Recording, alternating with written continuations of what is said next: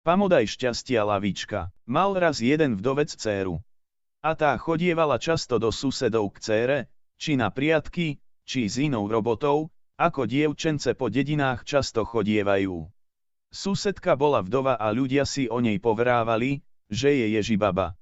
Ale susedka bola k susedovej dcére vždy veľmi milá, keď prišla, pekne sa s ňou pozhovárala, a keď napiekla postrúhníkov, či iných dobrôt, vždy ju pohostila.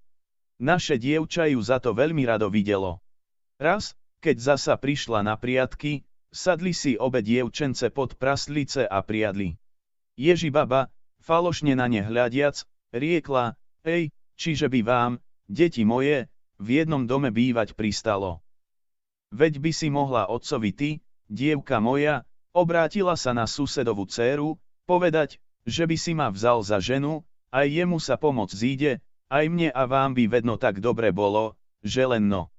Mladá suseda nič nepovedala, ale bola by rada kamarátkinu matku za macochu dostala.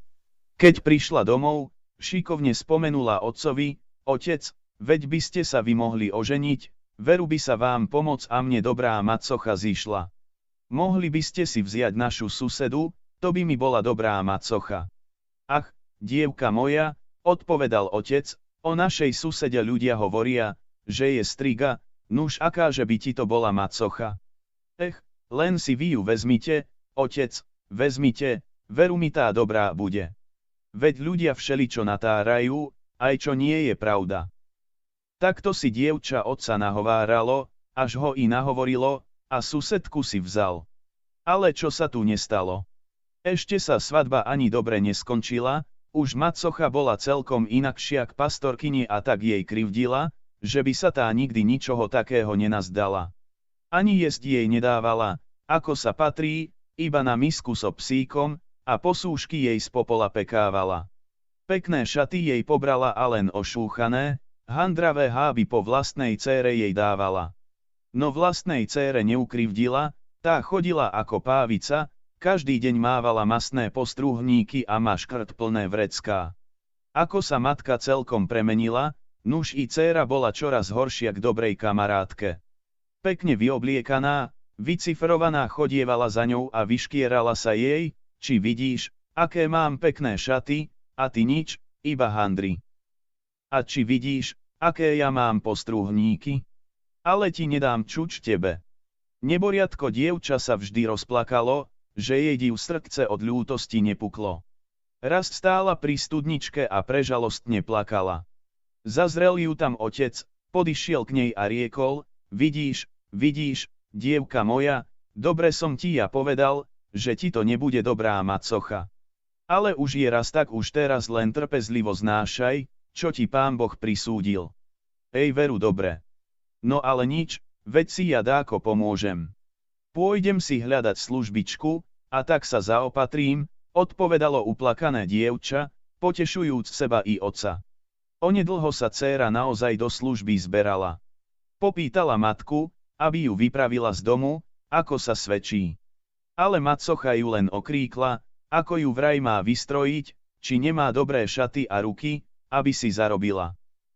Nedala jej nič, iba čo na sebe mala a zo pár posúchov v popole vyváľaných jej pridala na cestu. Tak odišla z domu a šla, kam ju oči viedli. Ako tak šla, prišla k lavičke.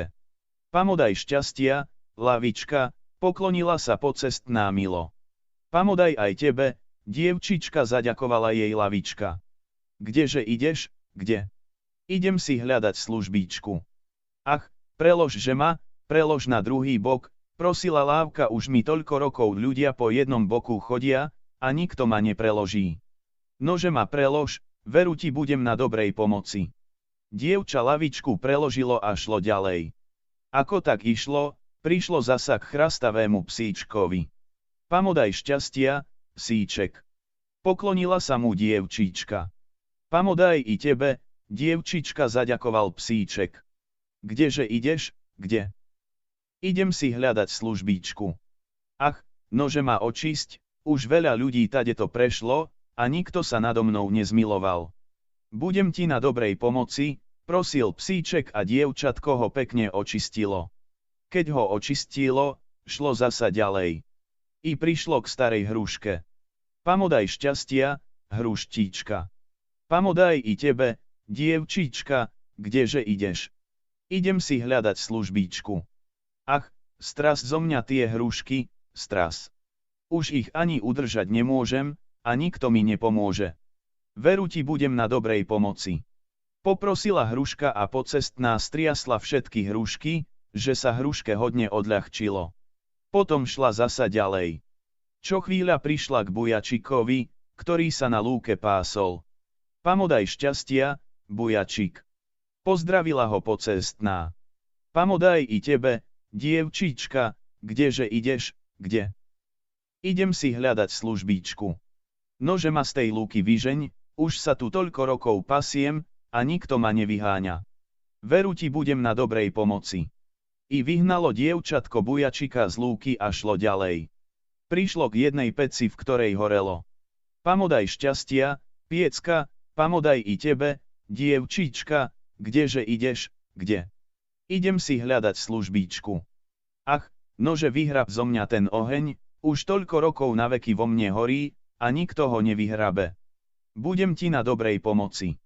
Pri peci stálo ohreblo, pocestná ho vzala, pec vyhrabala a šla zasa ďalej. Šla horami dolami, až napokon ktorý si deň prišla do osamelého domčeka v hore. V domčeku nenašla nikoho, iba jednu starú ženu a to bola Ježibaba. Pamodaj šťastia, gazdiná, pozdravilo dievča. Pamodaj i tebe, dievčíčka, kdeže si sa tu vzala, kde? Idem si hľadať službičku, nuž som sa k vám prišla ohlásiť, či by ste ma do služby neprijali. Ej, veru ťa príjmem. Či vidíš, nič inšie robiť nebudeš, iba týchto 11 izieb každý deň metať, veď ti tu dobre bude. A tamto je, či vidíš, 12, ale mi do nej nechoď, ani nenazri.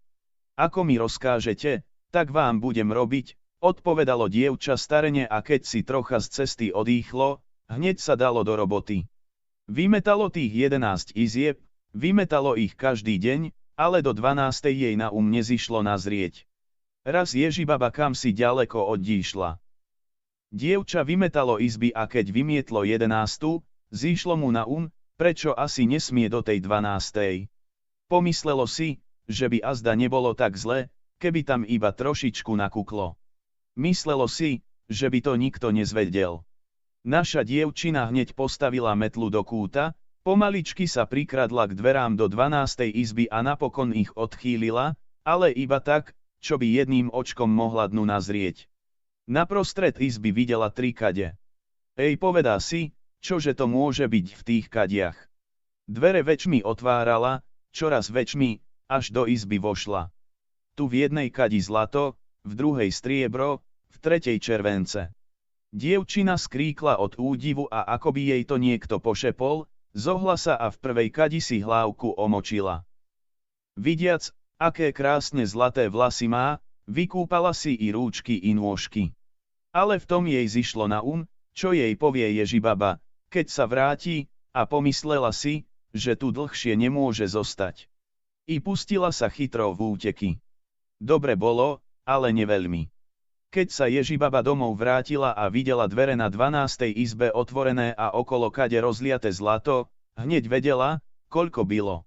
Schytila železné hrebienky, sadla na trlicu a hýbaj za dievčaťom. Bola by dievčinu hneď pri peci dochytila, ale pec dievčatko prepustila, lenže keď Ježibaba k nej dochádzala, hneď sa rozvalila a oheň na ňu vykydla, že jej v ňom trlica zhorela. Medzi tým dievča prebehlo hodný kus cesty. Ale na lúke, kde sa bujačik pásol, bola by ho Ježibaba predsa dochytila, veď už počulo, ako naň baba vykrikuje. Ale tu sa bujačik odal do Ježibaby a tak ju preháňal sem i ta, že dievča ďaleko ušlo. Ale darmo, pri hruške bola baba dievčine v petách. Hruška nechala dievča prebehnúť, ale keď chcela pod ňou prebehnúť i Ježibaba, celá sa na ňu zvalila, div jej kosti nerozdrvila. Kým sa baba spod hrušky vydriapala a vládala ďalej bežať, pribehlo dievčatko k psíčkovi. Ale čože striga, tej je všetko ľahko. Hneď bola za dievčinou a bola by ju iste chytila, keby nie psíčka. Postavil sa jej do cesty a tak do nej brechal a hrízol ju, kým dievča veľký kus cesty neprebehlo. Pri samej lávke sa dievča po Ježibabe obzrelo a Ježibaba mu bola v pätách. Chytro skočí na lávku, prebehne i Ježibaba skočí, hej, ale lávka sa prevalila a Ježibabisko spadlo po uši do vody. Horko ťažko sa na breh vydriapala, ale za vodu už nesmela. Nazlostená vyvolávala, ty na nič hodnica, máš ty šťastie, že som ťa nedochytila, lebo by som bola týmito hrebienkami, či ich vidíš, zlato z teba driapala. Zlatovlasá dievčina sa ani neobzrela, ale bežala a zastala iba, keď už bola skoro doma. Ako prichodila, zaspieval kohút na pánte, kukurikú na pántiku. Naša kňahne domov tiahne. Pred ňou cink, za ňou mrtlink. Dievča zastalo a premýšľalo, či má domov ísť, či nie. Nešlo domov, ale sadlo si k studničke, kde inokedy sedávalo a plakávalo. Sedelo tam hodný čas. Tam dievčinu zrazu zazrela macochina dcéra a keď ju spoznala, hneď k materi bežala. Mamo, mamo, veď tá už zo služby prišla a keby ste vedeli, celá je zlatá. Sedí tam pri studničke. Hneď tá i macocha bežala a vidiac, že jej dcéra pravdu povedala, pekne sa okolo pastorkyne mala a prefíkane ju do domu volala, len aby sa to najskôr dozvedela, kde sa tak pozlátila, a potom by tá i svoju dcéru poslala. Pastorkyňa šla s ňou, a ako do izby vošla, všetko sa od jej krásy zaligotalo. Tu ju začala macocha vychvaľovať, ako by ju bohvie ako rada videla a svoju dcéru hanila, tak je to, hľa, kto do sveta ide, vie si voľačo vyslúžiť, ale ty nevieš nič, iba doma sedieť. Nože sa vyberí ty dakde, aby predsa voľačo z teba bolo. Odpovedala jej dcéra, veď ja veru pôjdem. Čože by som nešla, len nech mi povie, kade mám ísť. Pastorkyňa jej rozpovedala všetko, kade má ísť. A macocha jej nachystala pekné šaty, napiekla masných postrúhníkov a vypravila ju do služby. Ako si tak vykračovala, prišla k tej lavičke. Ani sa jej nepoklonila, ani nepozdravila, a keď ju lávka sama prosila, aby ju na druhý bok preložila, pyšne odvrkla, čože by som sa ja s tebou zapodievala, veď mám dlhú cestu pred sebou. Šla ďalej a lávku nepreložila. Prišla k chrastavému psíkovi, nepozdravila ho, a keď ju prosil, aby ho očistila, osopila sa naň, čože by som sa ja s takým pľúhavstvom babrať mala, veď budem mať inakšiu robotu. Keď prišla k hruške a tá ju prosila, aby z nej hrušky striasla, že jej bude na dobrej pomoci, ani sa neobzrela, iba sa ďalej ponáhľala. I bujačik ju prosil, aby ho vyhnala z lúky, ale ona šla hrdo ďalej, ako by ho nepočula. Prišla k peci, čo v nej ustavične oheň horel, bolo v nej plno uhlíkov, ale pocestná šla okolo nej, ani si ju nevšimla, a keď pec prosila, aby ju vyhrabala, ani sa neobzrela. Na ostatok prišla k osamelej chyži v hore, kde bývala Ježibaba. Vojde do izby a vidí starenu za stolom. Pamodaj šťastia, gazdina, pozdraví sa. Pamodaj i tebe, dievčina, kdeže si sa tu vzala, kde? Prišla som, či by ste ma do služby neprijali. Veru ťa príjmem, veď som len sama. Či vidíš týchto 11 izieb mi budeš každý deň vymetať, ale sa mi do tej 12. podívať neopováš, lebo beda tvojej koži. Dobre, gazdina, dobre, veď sa ja už len podľa vášho rozkazu budem držať, odpovedala dievka a ostala tam slúžiť. Vymetala ona tých 11 izieb, vymetala istý čas, až sa jej zrazu zachcelo nazrieť do tej 12. izby. Už sa nemôže ani dočkať vhodnej chvíle, keď Ježibaba z domu odíde. Napokon sa jej i to splnilo. Raz starena odišla kamsi ďaleko a tu dievča hneď odhodilo metlu a ponáhľalo sa k dverám do 12. izby. Otvorí ich, vojde, a tu 3 kade, v jednej července, v druhej striebro, v tretej zlato. Ako to zlato zazrelo, hop doň celé celúčičké a tak sa v ňom pľačkalo, že by ho z neho mohli žmýkať. Potom vyskočilo a hýbaj, dalo sa v nohy. Ježibaba prišla domov. Izby nevymetené, zlato po zemi rozvláčené. Počkaj, veď sa tebe zlata od nej chce. Skríkla a natiahla si na nohy čižmy, v ktorých čo krok, to míľu prešla, do ruky vzala železný hrebeň a hýbaj za dievčaťom. Dievka medzi tým pribehla k peci, čo v nej ustavične horelo, ale pec sa pred ňou zvalila a oheň na ňu vychrlila, až sa i zlato na nej roztápalo. Sotva ušla, prišla do druhej biedy. Bujačík na lúke ju nechcel pustiť, a tak dlho ju naháňal, kým pribehla Ježibaba a hneď ju železným hrebeňom česla, že všetko zlato z nej sprchlo. Zohla sa Ježibaba, aby ho zo zeme pozbierala, a kým baba zbierala, dievča utekalo ďalej. Pribehlo k hruške, ale hruška na ňu spadla, a kým spod nej vyliezla, už tam bola i Ježibaba a zlato z nej driapala. Kým si ho po zemi zbierala, dievka opäť utekala a pribehla k psíkovi. Ale ten do nej brechal a vyskakoval a nechcel ju pustiť, kým zasa nepribehla Ježibaba a zlato jej z hlavy i z tela driapala. Zasa ušla a bola už na lávke, ale beda. Lávka sa prevalila a dievka spadla do vody. Ježibaba za ňou s hrebeňom a česala, kým kúsok zlata na nej videla. Čo hrebeň nestrhol, to vzala voda. Na poli mŕtva, mokrá, dodriapaná, vyškriabala sa Macochina dcéra z vody a pomaly sa vliekla domov. Keď už dochádzala, zaspieval kohút na pántoch, kukurikú na pántiku. Naša kňahne domov tiahne. Pred ňou plúšť, za ňou plúšť. Bála sa vojsť do chyže, šla k studničke, tam si sadla a horko nariekala, veď som si ja vyslúžila, veď som ja pochodila. Ach, ja nešťastníca, čo mi len mať povie. Matka ju začula a po hlase spoznala.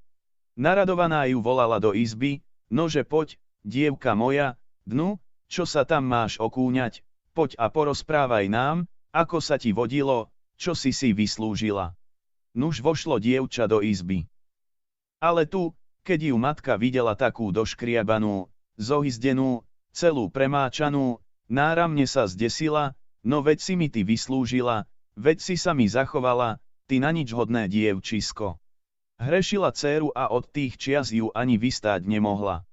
Onedlho sa potom zlatá pastorkyňa vydala za mladého, bohatého pána a žila si dobre, lebo bola skromná i dobrá, a Macochina dcéra sa iba tak po svete potlkala, lebo ju nikto za ženu nechcel.